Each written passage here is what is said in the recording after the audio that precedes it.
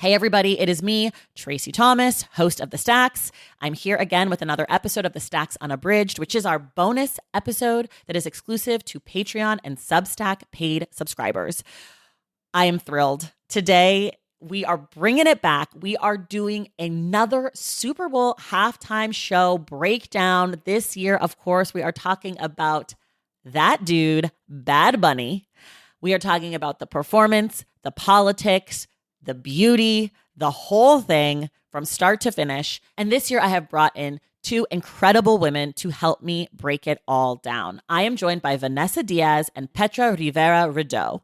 They are the authors behind the brand new book, Pay Fucking Ere, How Bad Bunny Became the Global Voice of Puerto Rican Resistance.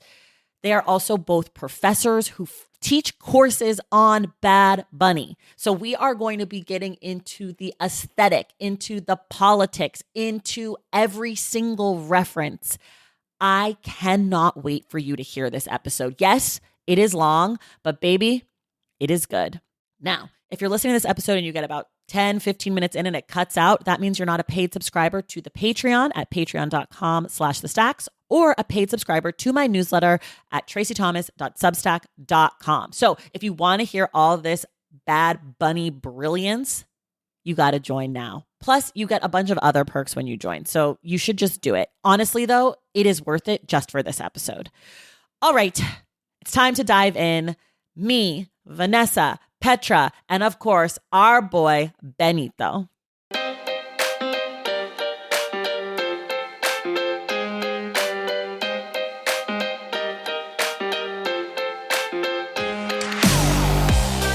Okay, everybody, it is our second annual Super Bowl breakdown podcast bonus episode for the Benito Bowl this year. I am joined by two academics who wrote the literal book on Bad Bunny and politics. The book is called Pay Effin'. You guys should say it because it's like Pay Fucking Ere. Yeah, right? Exactly. Pay fucking ere. Pay fucking ere. Okay, there's a subtitle. It's How Bad Bunny Became the Global Voice of Puerto Rican Resistance. The authors and my guests today are Vanessa Díaz and Petra Rivera-Rideau.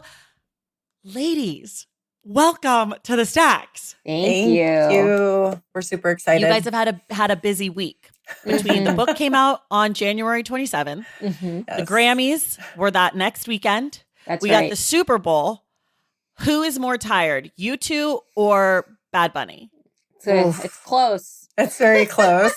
He hasn't been doing any media, so I think you guys. I think because I have twin 4-year-olds and I'm also teaching that it's probably us. You're right. Okay. Probably us. That's right. I tend to believe that. Okay, we're going to dive right in. We're going to talk about the show. I think the best way to do it is sort of high level.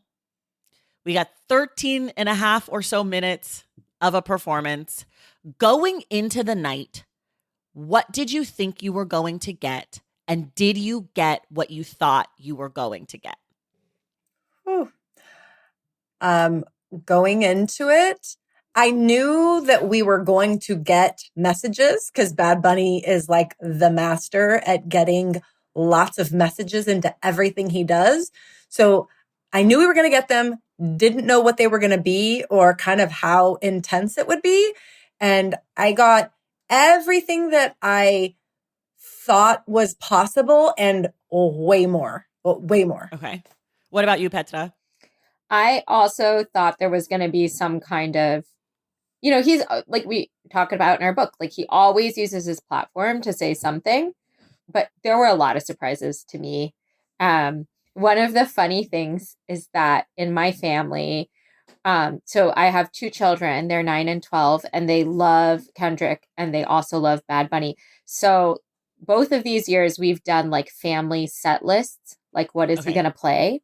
Okay. And I definitely lost. Like, because my son had like Lo que le pasó a Hawaii. And like, I was like, there's no way, it's slow. Like, that's like there's, I don't know. And yeah, they really, my kids definitely won this year, which is sort of funny. So I was really surprised. And there were certain things I knew we were going to see. I knew we were going to see the Puerto Rican flag a lot, Did you know we were going to see the light blue one? That was my assumption. Yeah. Okay. Yeah. Can you tell, sorry, you guys I read the book, but people maybe haven't yet. Will you tell folks about the light blue versus the dark blue Puerto Rican flag? Sure.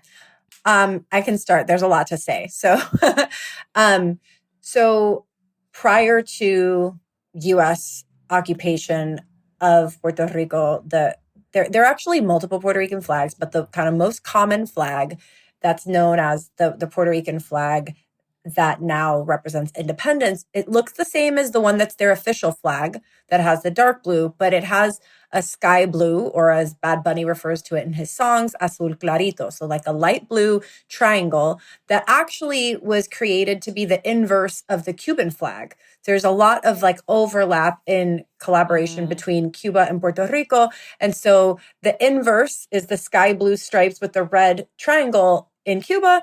Puerto Rico is the light blue triangle and the red stripes. Then, Petra, I don't know if you want to jump in with the gag law and then the change of colors. Yeah. So, I think we should just say like the change of colors, right? Like, so you'll also see a Puerto Rican flag with a dark blue triangle that is meant to match the dark blue color used in the US flag, right? And this is a shift as a result of US colonialism, right? So I think for Bad Bunny to have the light blue flag is really critical. It is not necessarily the independence flag of Puerto Rico, but it is a widely recognized symbol of, supporting independence.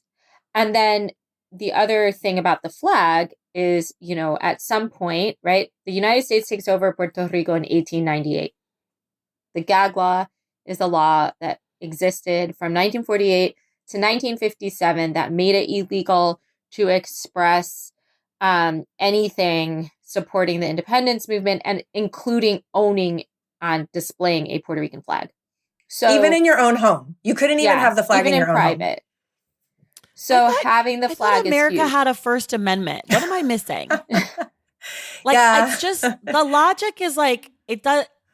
Well, and that's like the whole tension with like the history of Puerto Rico is that like they thought, oh, the U.S. is this young nation, they're going to liberate us. And they were like, actually, no, we're just going to keep you in perpetual colonialism and also like take away every liberty you ever thought you might have. So, yeah. Including your flag. Including your flag. So including your baby blue flag that honestly is not a big deal. And then the rebranding happens within the context of the gag law. So 1952 is when we see the dark blue triangle emerge, and then the end of the gag law. I see. But I think your point, Tracy, about the First Amendment is really important, right? Because Puerto Ricans have been U.S. citizens since 1917, but the citizenship of Puerto Ricans is not the same, right? Mm-hmm. And so if you live in Puerto Rico, you don't have any voting representation in Congress. You can't vote for president, but you can be drafted, right, into the military. You can receive certain federal benefits, but at a lower scale than if you lived in the mainland U.S. So I think that's important because there's a discussion in, Puerto Rico gets its own constitution in 1952, but the U.S. Constitution supersedes everything in the Puerto Rican Constitution. Yeah. And then ostensibly that means you should have free speech, right? Because that's part of our rights as U.S. citizens. And yet, like, people don't realize that, like, COINTELPRO was the first group they were surveilling were Puerto Rican independence activists. And then, using those tactics of surveillance to go after the groups that we often think of, like the Black Panther Party and things like that. Right. So I think it's an important question because it's kind of like we are in this moment where we have free speech, but then like people are like not really having free speech. But in Puerto Rico, that's been the reality for a really long time, So, okay, so you knew that there was going to be the flag. What songs did you think he would play that he didn't play? What was on your list, Petra, that you were like, for sure? I was pretty convinced he would do I Like It, whether or not Cardi B were there. Like I wasn't necessarily convinced Cardi B would be a guest, but I was convinced he would do I Like It. That was a really major song in his career. Chambean, chambean, pero no jalan. Tú compras todas las Jordan, a mí me las regalan. I spend in the club, what you have in the bank. This is the new religion bank, el Latino gang. Yeah, está toda servieta. And then when you saw her, weren't you like, it's gonna happen? No, because as soon as I saw her in the casita, I was like, okay, she's not coming on the stage. Oh, see, I thought it was gonna be like she was gonna be like, yeah, baby. You know, like I thought she was gonna like bust out. I also knew that J Balvin was up there for the Super Bowl. Like I'd seen him on, and I was like, oh, it's happening. Like we're gonna get the moment. Yeah. What else? Anything else, Vanessa, that you thought for sure? I actually really thought that young Miko was going to perform with him, but she was in the casita as well. But I knew she was up there. And what I did know was I was like, he's going to showcase some young Puerto Rican artist or a queer artist. And so like, instead we got an older queer Puerto Rican artist in Ricky Martin. Sure. I thought young Miko, like I mean, to be honest, like the reason I was like, I don't know about that song is because that's a really explicit song. But also I had told myself there's no way he's going to do Zafaera because it's so explicit. There's no way he could do it. And then when he started doing Zafaera, I was like, you did it. Like how, like, oh my gosh. Like once he started Zafaera, I was like, all bets are off. He could do anything at this point. Yeah. Yeah. I'm an Un Verano Sin Ti person. I just love that album. So I was really hoping we were going to get like Ojitos Lindo or like, or like Nevarita. Like I just love those songs. I know they're not Super Bowl songs, but I also thought maybe we get Después de la Playa. Yeah, I also that's love another that one I was song. surprised that we didn't hear actually. Ey, todo el mundo borracho bailando en la playa, sintiendo el calor, sintiendo el calor. Tú llevas rato mirando y mirando, pégate mejor, pégate mejor. De esa chapa se habla en toda la barbería y en el colmadón. All right, that's it. If you want more of this episode of The Stacks Unabridged, you must join The Stacks Pack on Patreon by going to patreon.com/thestacks or subscribe to my newsletter Unstacked at tracythomas.substack.com. And remember, by joining either of those places, you make it possible for me to make The Stacks every single week free to all. Thank you so much for your support, and we will see you in The Stacks.